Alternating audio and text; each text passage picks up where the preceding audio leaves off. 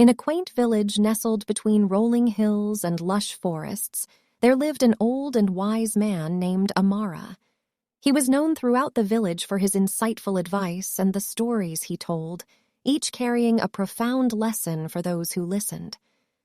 One morning, as the sun painted the sky with hues of orange and pink, a young traveler named Kale arrived in the village. Kale had been journeying far and wide, seeking answers to life's most profound questions. He had heard of Amara's wisdom and hoped that the old man could provide him with some clarity. Kale found Amara sitting under the shade of a gnarled oak tree, his white beard flowing down like a waterfall. Approaching him respectfully, Kale asked, "Old man, can you tell me the key to happiness?" Amara's eyes twinkled with wisdom as he replied, "Ah, happiness, my dear traveler, is a concept often sought but rarely captured. It is like a delicate butterfly that flits from flower to flower, never staying in one place for long. Many spend their lives chasing it, only to find it elusive." Kale's brow furrowed in confusion. "Then how can one find happiness?" Amara smiled and gestured for Kale to sit beside him. "Imagine," he began, "that you are in a meadow filled with vibrant wildflowers. You spot a beautiful butterfly with wings adorned in the most brilliant colors.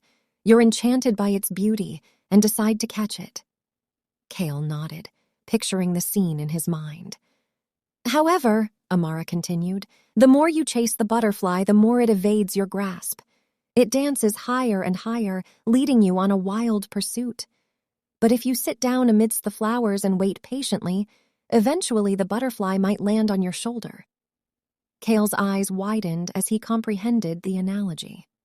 "So, happiness is like the butterfly. It comes when we stop chasing it and find contentment in the present moment?" Amara nodded. "Exactly. Happiness is not something external that can be captured or possessed. It's a state of mind, a feeling that arises when you embrace the present moment and find contentment within yourself. When you cease the frantic chase and allow life to unfold naturally, you'll find that happiness is more likely to alight upon you." As Kale absorbed Amara's words, he felt a sense of peace settle within him. He thanked the old man for his wisdom and spent the day wandering through the village, observing the simple joys that surrounded him, children playing, birds singing, and the rustling leaves in the wind. In the days that followed, Kale practiced the art of being present, letting go of his restless pursuit of happiness. And true to Amara's words, he found moments of contentment in unexpected places. A warm cup of tea, a kind smile from a stranger, and the gentle rustle of leaves in the wind.